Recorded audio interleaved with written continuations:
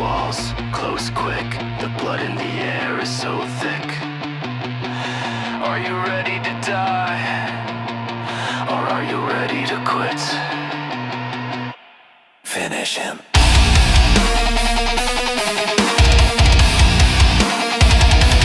Finish him!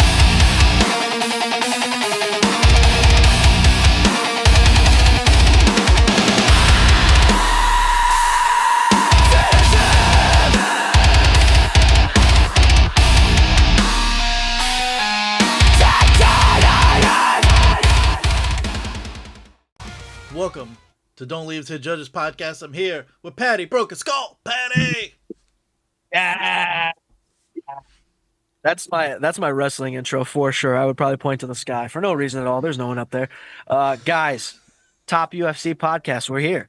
We're on YouTube. Check us out. Support the show the best way you know how. All right. I don't even know if you guys know how to support the show. We've given you many avenues and you just don't seem to be taking them. And that's all right. Listening is that's number one.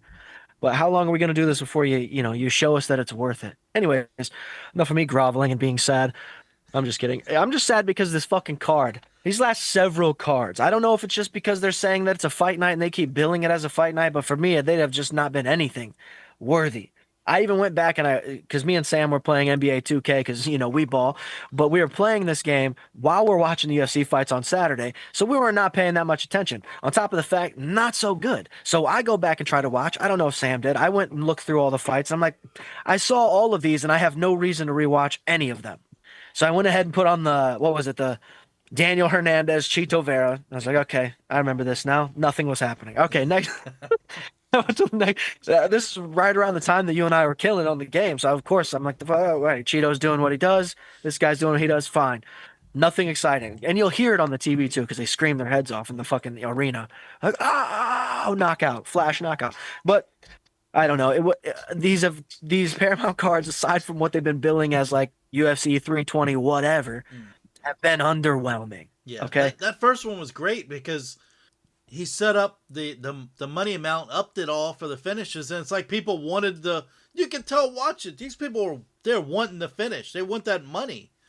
And these people, I don't know what it is. So maybe they're all got their fucking business going, and this is like their secondary job. They don't care about having funds.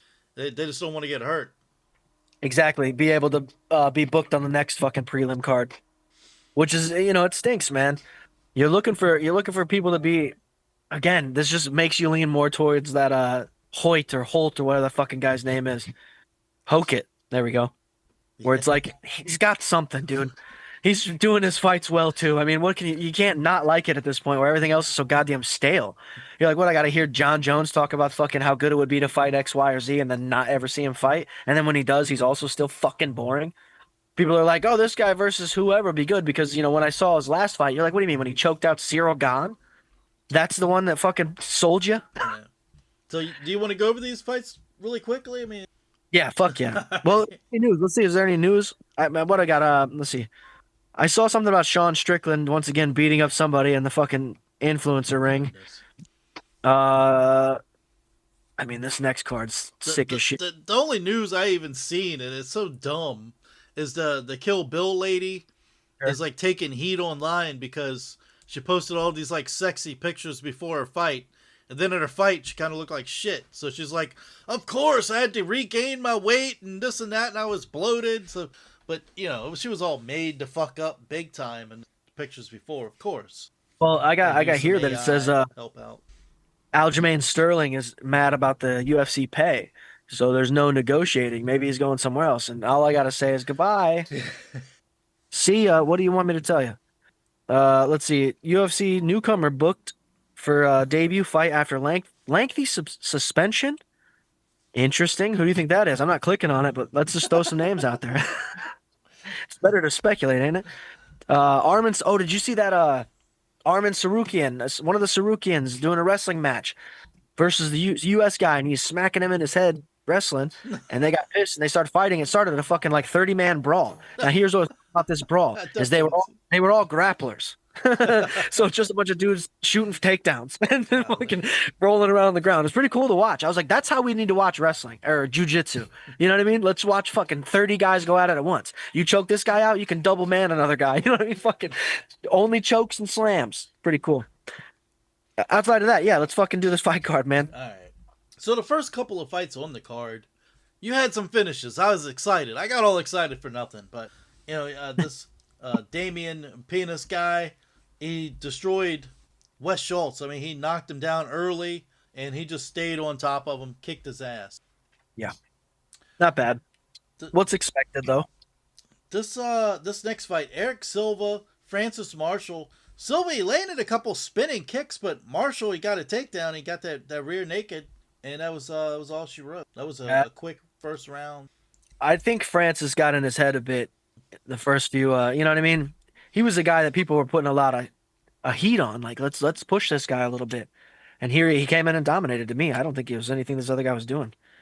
All right, then you had the lady stepped in on 3 days' notice. The Kill Bill lady, Regina Turan.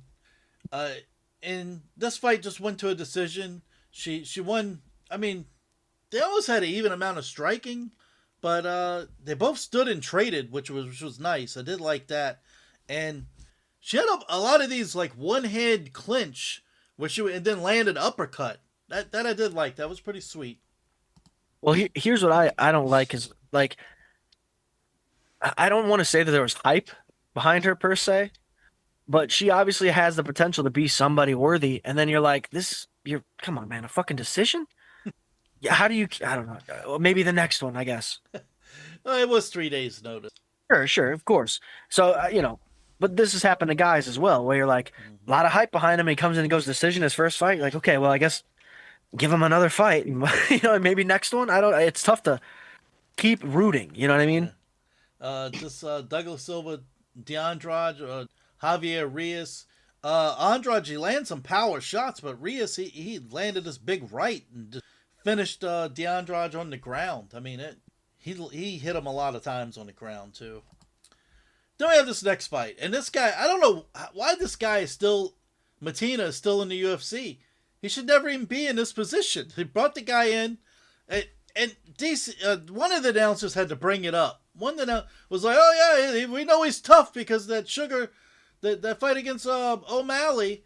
I'm thinking this is all this guy has, as he's the guy. That's all he's known for. That's all he's ever going to be known for. He fought O'Malley short notice, and he didn't get knocked out in the first 2 rounds.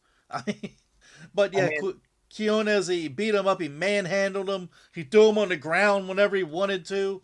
He was just all over him. It is a decision, but yeah. This is why I can root a little bit for a guy like Chris Mutino's, because we sit here and bitch about the guys that have LLCs and shit like that. This guy ain't got nothing else going on. He needs this. You know what I mean? He's taking fights because he's got to. And that's what that's what made this sport so fun, is because that's what guys were back then. Guys were like, I just like to fight, get punched and stuff. I don't know. Like, that's how simple it was for some of the dudes. Like, I don't want to stand in a factory line. You know what I mean? Fuck that. Let's go beat, you know what I mean? This is that type of guy. If only he would fight that way more often. Like, we saw you take a beating from Sean. I don't know if there's anybody that's going to hit you as accurately, as often as Sean, and you took that. So go head first against everybody else, right? Like, if I'm fighting Dan Henderson and he hits me with both his hands and I'm fine, I'm going to be less afraid of everybody at 85. You know what I mean? Like, I'm going to be a little bit less tense. Like, I took his shots, fuck everyone else. And here's this guy, like, I don't know, maybe he's more of a grappler, and he was like, I'm going to stand with Sean O'Malley. And he wasn't even really fighting back when he was standing. He was just kind of... He's one of those guys that got beaten up and bloodied, and they're like, look how tough he is. He's still there. I mean... reason not to forget him. You know what I mean? If anything. It's like, that's the guy that had green hair before. Now he's like the ear guy. Guy with the ears. Aline Perez, Macy Chiasson. These... when I watched this, I had no idea who they won. I'm like, they're just taking turns on the ground, taking each other down. I don't fucking know who. Chiasson, she used to be somebody, but she's had weight problems and I don't think she's committed anymore. She's just not committed. She doesn't want to be here. Perez wins by a decision. All right. Ryan Gandra, whatever, Jose Medina. He fucking destroyed. He come out, knocked him out, 41 seconds, destroyed Medina. crushed him. So again, there was good fights. I'm not saying that. But I don't think that there was any opportunity where I was watching this where I was like, oh, this guy's give him a top 10 guy next. It's like, yeah, I'll see you on the next fight night. I'll see you in there. Now this next fight, I'm gonna tell the audience and you, is one of those fights that's happened for me to me from time to time where I watch it, and while I'm watching it, I have the revelation like maybe I shouldn't be watching this shit because this was a man fighting to hurt another man, and the other guy, all right, Angel Pacheco, his defense is just covering up and backing against the cage, while Santiago Luna just beat the living crap out of him. I've only had this happen to me a few times. Most of the time, it's when like the Zuckerbergs at rings at the side watching a cage side, and I'm thinking, damn, these fucking that, and when Trump comes out and is watching, and I'm like, these motherfuckers are being paid. Rich motherfuckers show up to watch them just beat the shit out of each other. Those rich guys weren't even there, and I felt it for this fight because this I was watching an assault. I wasn't watching two guys fighting each other. I'm watching one guy trying to fight and the other guy doing nothing. It was brutal, man, to watch. I didn't like this at all. It was a man versus a lion. Just watching a guy play with his food. And that doesn't look good for somebody who is supposed to shine, I would imagine. Like get out of there Finish early. The guy. Yeah. It's a tough look. Eminol Rodriguez, Kevin Barajas. Barajas, he landed some serious power shots in round one. Then he got knocked down. Rodriguez got a takedown. I think Barajas. I think he unloaded his tank in round one, and I don't think he had anything left round 2 and 3. And I think he was pretty much a setting duck after that. Well, he capitalized, I'll say that. And we need flyweights, man. Flyweights that can finish. And we had Edgar Chairez, Felipe Bunes. Oh my God! So I see I wrote down bullshit right here. So Bunes is landing elbows and shots from. He was on Chairez's back all around one. The guy standing up, he's on his back, just hitting him. Round 2, I'm like, that's pretty close. I think Bunes took it, but that's pretty close. Round 3, Chairez, he landed more, was all out assault. So it went a split decision, and Chairez gets to win. I don't know. Should it have been a split decision? I don't think it should have been a fucking split decision, but I saw Chris Lieben was one of the judges. The BKF. Every time they Sal D'Amato, I'm like, oh fuck, here we. Because he'll disagree with the other two. The other two guys will have everything 30-27, and this motherfucker be 30-27 the opposite way. Like, how's that even possible? Daniel Zellhuber, King Green. All right, Zellhuber. I hated this fight. I fucking hate it. I know the announcers are like, oh, King Green is back, blah blah blah. The motherfucker's got his hands down, talking shit the whole time. He made Zellhuber look like a fool. And it's not his fault that Zellhuber looked like a fool, but the dude, his hands are fucking down. He's sticking his face out. Zellhuber, hit this motherfucker, dude. Go after him. It was ridiculous. Fucking ridiculous. It's a spectacle. That's what it was. Yeah, they gave Anderson Silva a lot of shit for that when he did it against Damian Maia. They did.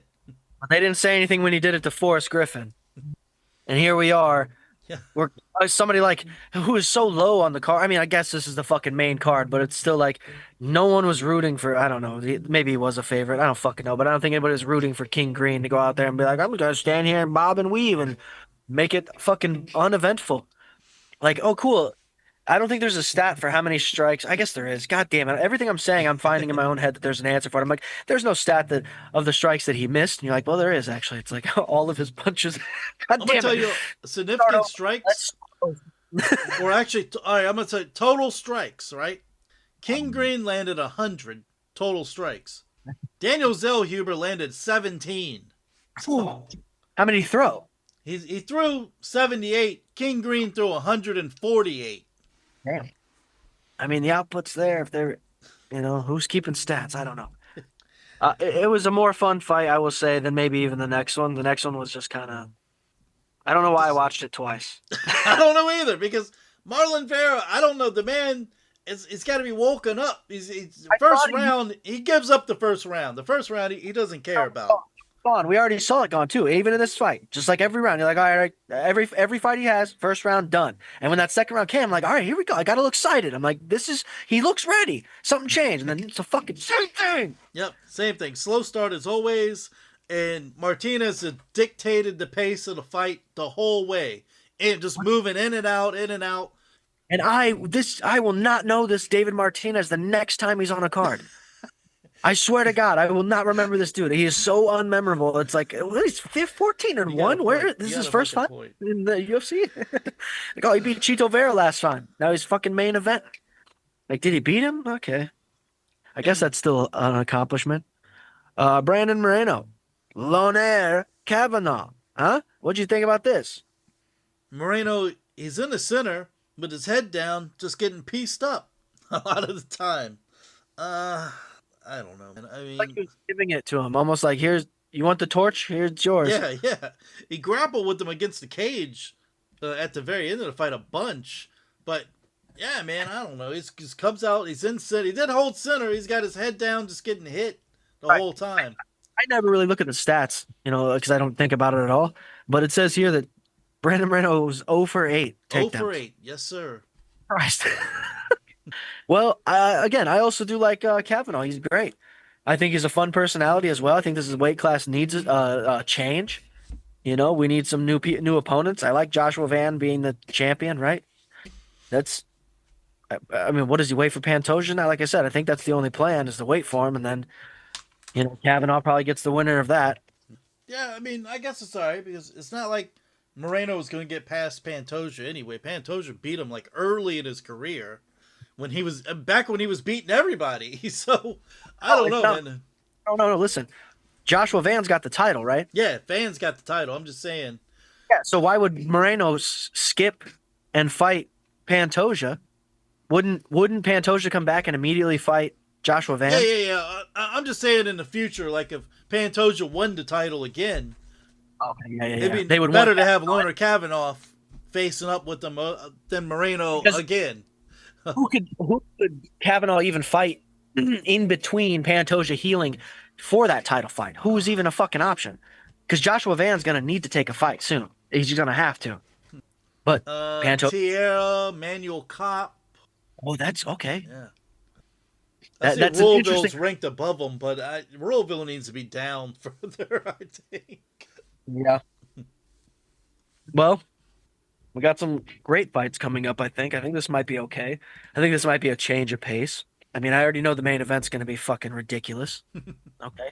So long as nobody trips on a cable or gets eye poked, which I don't think these two gentlemen don't fight that way. So I don't see that happening. But yeah, let's go. What do we got, man? Who's up first? Because I got a lot of canceled stuff here. You got Luke Fernandez, Rodolfo Bellato. Yep. Okay, now let's remember, guys, Rodolfo Bellato, you don't have to even know his name. But this is a guy much like, I think it was Shane Burgos that got hit and then knocked out later. Does that make sense? Yeah. Against Paul Craig, he had this.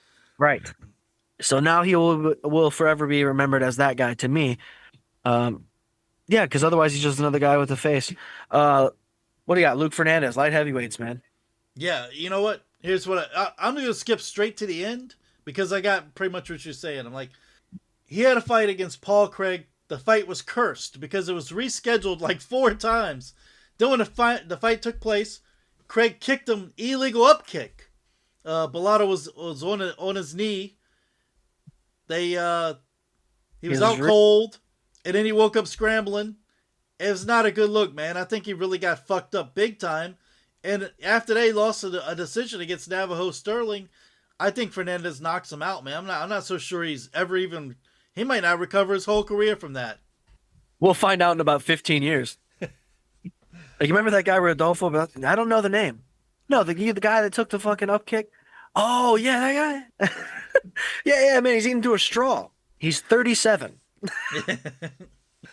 I mean, that's sad. Sorry to laugh, but god damn it, man. It's so crazy that happens. People are doctors and physicians, athletic commissions are like, Yeah, you can take another fight. Yeah, you're right. None of his, he's like, he comes in, he's like, none of his teeth are real and shit. Get him Upsetting in. Chris Nowinski is the only guy on the planet that's like, oh no, no. Yeah. Anyway, They're like, is that Vanderlei Silva? That was a different guy, but I mean, give him a contract. His fucking whole nose is different. Jeng Young Lee versus Gaston Bolanos. Lee is very late replacement. I had somebody else here, but he's lost his last two fights. I still feel like he can get Bolanos down to the ground and beat him. Bolanos, he's been submitted 3 times. This is a guy that spent his career in Bellator where he was 6-3, but now he's 2-2 in the UFC. Let's just show there's levels to this shit. He's known where all his spinning attacks, leg kicks. He's lost 2 of his last 3, and he got submitted by Kwong Lee in his last fight. I think he gets submitted again by a guy with a similar name. I like it. Rafael Tobias, Dier, Nurjihays. I don't know. Nurjihays. Anyway, this is a hard one to decide. We have Tobias. He's making his UFC debut from the Contender Series. And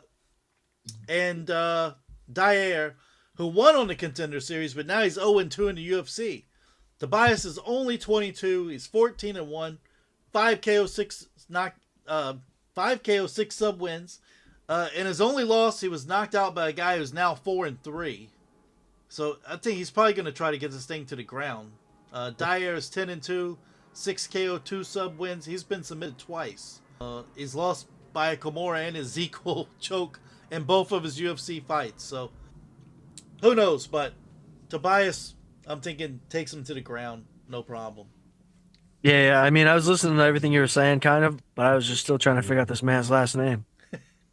I don't even. I have no idea what that name is. Wild. Where's he from again? He's got to be Russian, right? He's from Russian dude. That Kazakhstan. Okay, yeah. He's from where, like, what's the guy's name? Can't believe he's lost. That's crazy. I mean, this is a guy, UFC 75 that have been terrifying in the light heavyweight division. You're like, what the fuck is this guy from? Who's he fighting? Krzysztof Shosinski? Remember that? God damn. Sumaderji versus Jesus Aguilar. Sumaderji can't defend a takedown for shit. All right? He's 18-7. He's got 6 submission losses. So he lost 3 straight, but now he's won his last 2. The last time he's got a finish, it was back in November 2020 against Malcolm Gordon. So do we really need this guy? Do we just want to keep him around just because he's got a one fucking name that does sound cool? Aguilar 12-3, 7 sub wins. He's 4-2 in the UFC. Even though Madurgi's going to have a 4-inch height, 10-inch reach, I think Aguilar takes him down, subs him out. Wears him the fuck out for a while. I'm right there with you. All right, so bear with me here. We got Cody Durden. I have no problem saying his name. Come on. That's fucking bullshit. That's bullshit. That's what? What? I'm going to try it out. Nyan Jurgal. Look, Sam Dumbarell. You try so hard first. Let me make this point. There's no fucking way his parents can even say it. I don't care where you're from, dude. That's nothing. It's Mongolia. I mean, it's goddamn gibberish is what it is. They're like, hey, throw some letters on a goddamn refrigerator and see what we come up with, man. I mean, it's insane. They're like, hey, do you have a horrible last name to say? Let's make the first one as difficult. Dude, you remember how hard it was when people said your fucking name in school and you wanted to correct them? And it's like, my name's Steve. And it's like, this is hard for you? Where'd you get Dev, dickhead? You know what I mean? And here's this guy like, I don't know, 37 letters. Fucking insane. You got me wanting to count them all now. Again, probably the scariest fucking guy, and we'll know his name after this fight. You know what I mean? I don't know who he is, where he's from, but that's terrifying. Good luck, Cody Durden. What the fuck? Yeah, Cody Durden's lost 5 of his last 6 fights. He's been fucking terrible lately. And this other guy is 9-1, 6 submission wins. His only loss was his UFC debut, and it was a split decision against Carlos Hernandez. This is like the 3rd fight in a row. I predicted someone's going to take somebody down. This guy's going to have Cody Durden on his back for sure. I mean, what the fuck? Now, I want to hear you say his name, because I'm sure you tried to someone teach you how to do this on a YouTube or something. Did you do that with this guy's name? It's like Naan Jurgal 2 Mindumbarel. Okay, like you only need one of those though. Get rid of the second one. You know what I mean? Niam Jargal is like, that's fine. That's all we needed. We don't need 18 more syllables, dude. Get me out of here. Fucking, how much time I got to spend on this guy's name? Where's Blood Diamond? Where is he when you need him? Ricky Tercios, Alberto Montez. All right, so Tercios, 12-5. This guy comes in, he does that fucking weird karate shit. It's not cutting it in the UFC, man. Raul Rosas Jr. had no problem taking him down whenever he wanted to. This guy is like, he didn't do anything. He's 2-3 in the UFC, and both of his UFC wins split decisions. Montez, he's making his UFC debut. He's coming off the Contender Series. He's 11-1, 6 sub wins. His last 2 wins were by anaconda choke. Yeah, I mean, come on. It's a shame Tercios been around this long, and he's way down here on the card anyway. That lets you know he's not any good. And whoever set this card up, man, they must like seeing people getting choked out. That's all I can figure. Because I see this happening again. And then we go to the next fight. Wrestlers. Go ahead. Yeah. Dante Johnson versus Cody Brundage. What is Cody Brundage? I'm sick of seeing this guy. No. Johnson, he's 27, 7-0, 6 KO, 1 sub wins. And I think this is a showcase fight for this guy. The longest fight that he's ever been in his career was his last fight where he choked out Cedric Dumas. This guy, I mean, he was coming off a knockout win on the Contender Series where he fought at heavyweight. Came in and choked out Dumas. Come on. He's going to beat the crap out of Cody Brundage. Unless eye poke, looking something stupid like that. Brundage, man, you never know with this guy.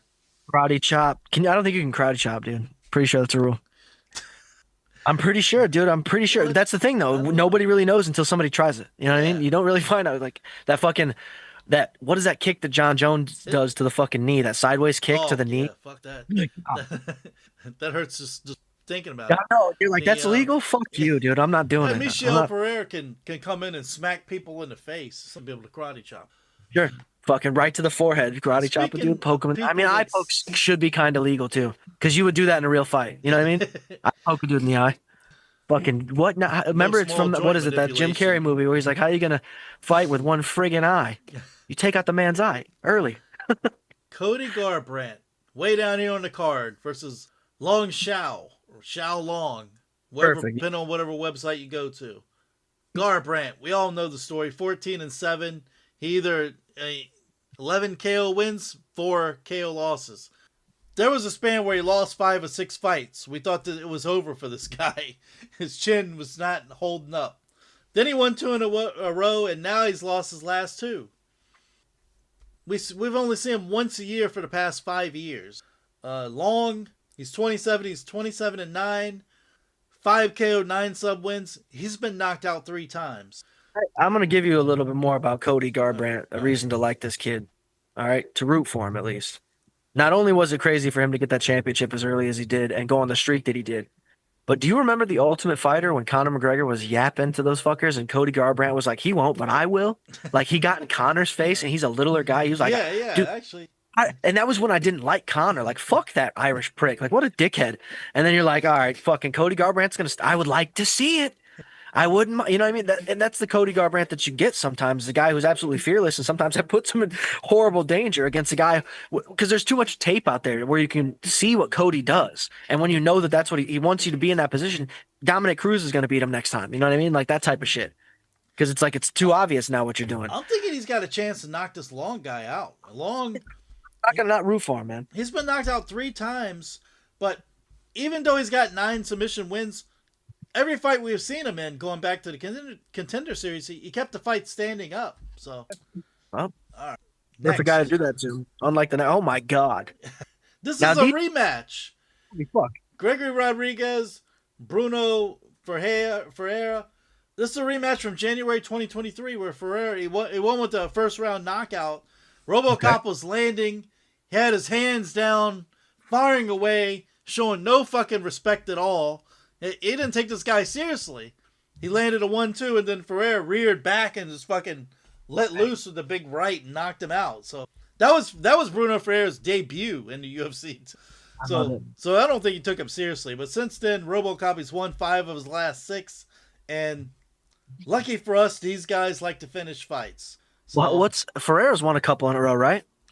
Two in a he's row, maybe. I have to go. Well, I got you right here. I got a decision over Vittori. I got a submission over Jackson McVeigh. That's 2.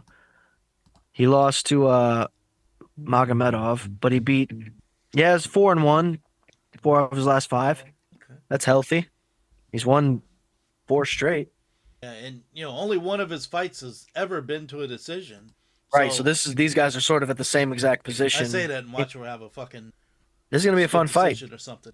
Yeah, these guys they like to come in and throw down. So this should be good, and maybe RoboCop will take him seriously this time. But this Ferreira, he's only 5'10", but he throws.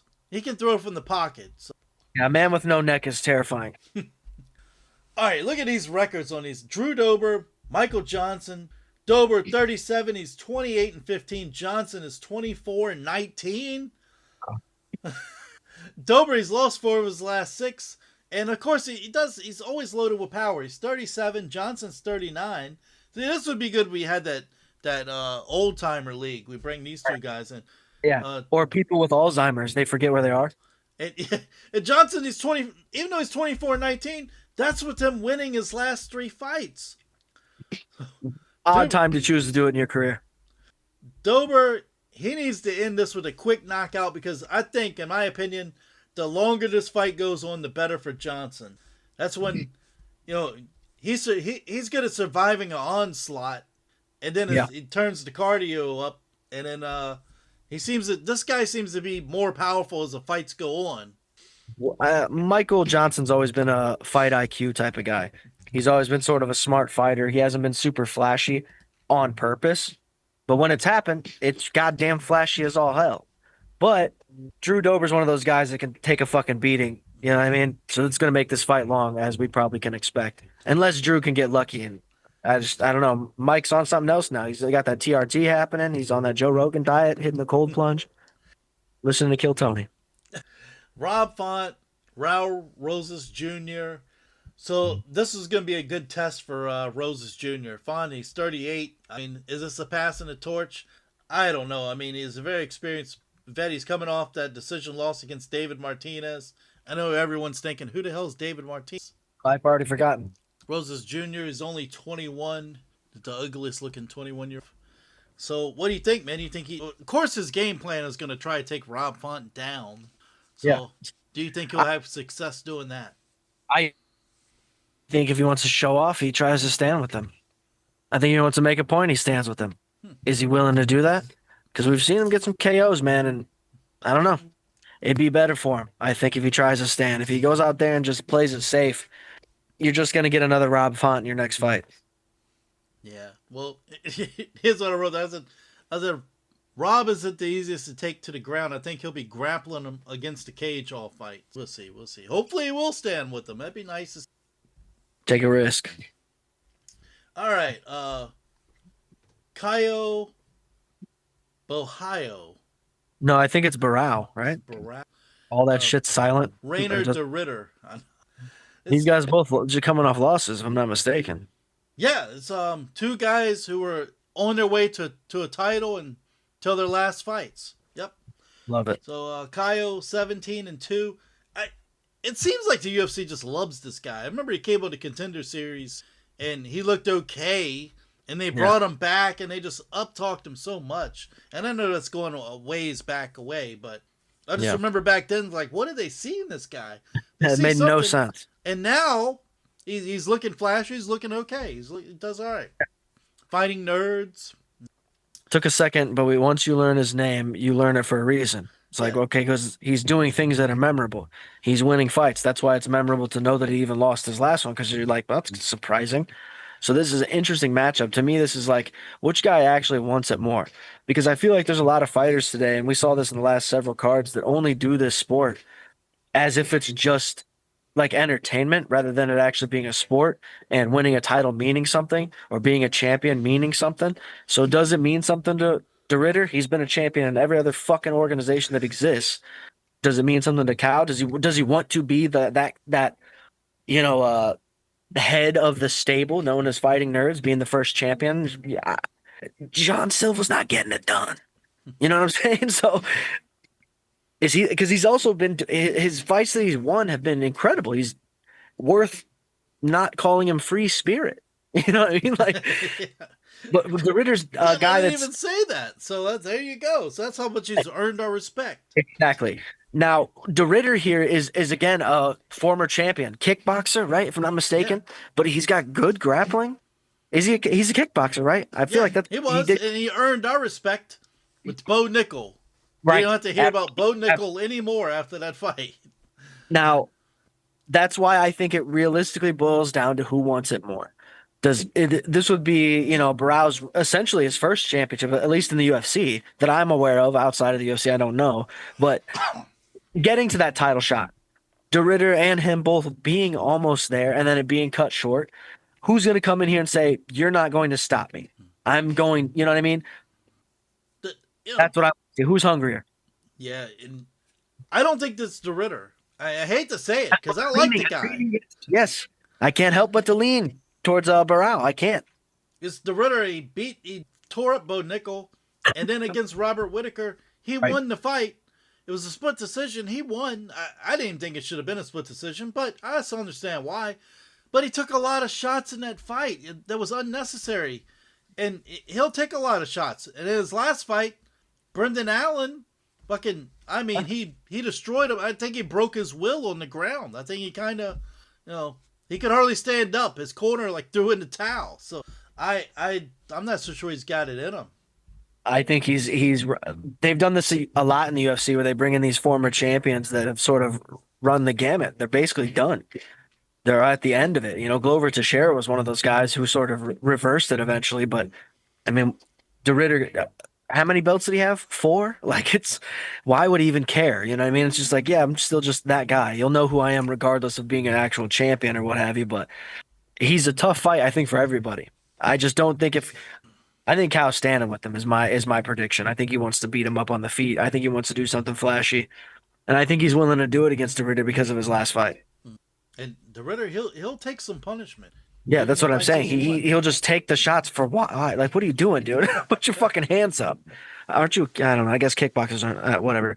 The next fight is more important than any other fight on this card for sure. Just because these are two veterans, number one, and these are two guys that are gonna go get it. Two legends. You know what I mean? Charles Oliveira, Max Holloway. These guys will not let you down. They're not gonna miss a fight. First off, all right, they're gonna show up. They're gonna fucking do the job, whether that means they're the winner or not. I mean, there will be I don't know if there'll ever be a greater moment in combat sports than Max Holloway pointing to that fucking center of that octagon with Justin Gaethje the last 10 seconds and putting his ass to sleep. There's no, I could quit watching UFC forever because of that. That's what you're looking for. That's a fucking dog. That's a true dog.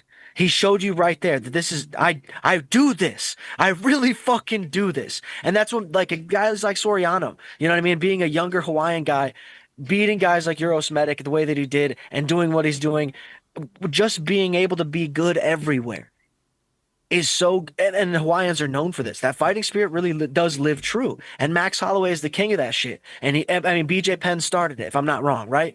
So here's Max Holloway sort of living that legacy of like, bro, we really are like that. We're fucking like that, bro. The Rock shit, the fucking the bloodline, Roman Reigns, we're really like that, dog. I'm telling you. Hawaiians are fucking crazy. It's really like this. And Max Holloway is just another guy that's proven that point because, again, a guy that should be fighting, he should have been fighting at lightweight his entire career, became a champion multiple times over at, what is it, featherweight, bantamweight.